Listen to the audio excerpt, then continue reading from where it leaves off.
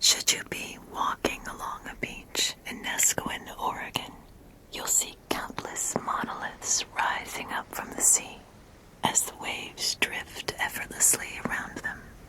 Mists in the distance hide some from view. Others sneak out of the fog, seemingly dancing in the sea spray. Those closest to you let the waves explore their bases, rooted deep below the mud and the earth. Some are hollowed out, and small sea creatures flit back and forth from their secluded pools. Some are a little like jagged mountains, weathered by time, craving the blue skies above. These strange sarcophagi were once trees, and they represent a beautiful, ethereal memorial to the great cataclysm that came before. People have understandably come to call this place the Ghost Forest, and the tale of how it came to be is, as you'd expect, haunting. One day, just over 300 years ago, this family of Sitka spruces were suddenly and violently wiped out. Sometime in the year 1700, the ground shook, water raged. The slither of rock at the surface of the world warped and shifted. The only thing that didn't fall that day was the sky itself.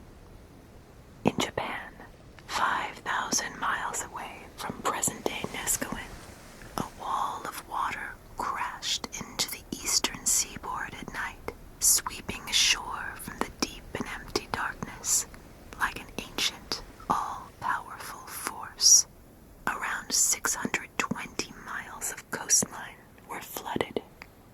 At the same time, hours earlier in the Pacific Northwest, devastating rumbling and a similarly gargantuan tsunami slammed into the shores and rushed uphill.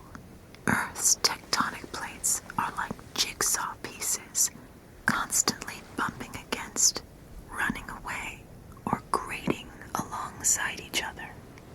Forests, among other things, sometimes sit at the top of continental plates, which themselves sit atop oceanic plates.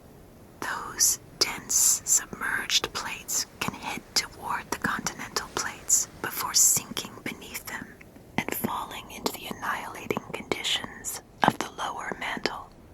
As those two titanic geological beasts clashed, stress built up as the downgoing doomed plate got increasingly stuck on the North American plate. Eventually, this caused the two plates to become bound together, and as the oceanic plate continued to descend, the overlying continental plate buckles backward. For centuries, the land and the forest rose upward. The seas receded, and for a moment, a blink in geological time, there is ascendancy. Then, when the stress became too much to bear, a cataclysm unfolds. The continental plate violently snapped back into its original position out into the sea. The earth shook as all that pent-up energy was suddenly unleashed. Like a gigantic slinky toy, the sea was pushed both outward into the Pacific Ocean toward Japan and back toward the Pacific Northwest coast at incredible speeds. Many trees at Nesquin were annihilated by the tsunami, and 2,000 years of natural history were obliterated. At least, that's how it looked at first. Not before long, the decapitated remains of the Sitka forests were smothered by mud, silt, and sand. It cut them off from the surface, from all the critters that would soon recolonize it, and from all the chemical and biological alchemy that would normally, over time, erode and annihilate the long-dead remains signs of life at the surface. Normal operations were interrupted, and the trees, at least what was left of them, remained preserved beneath this blanket of earth. Centuries passed.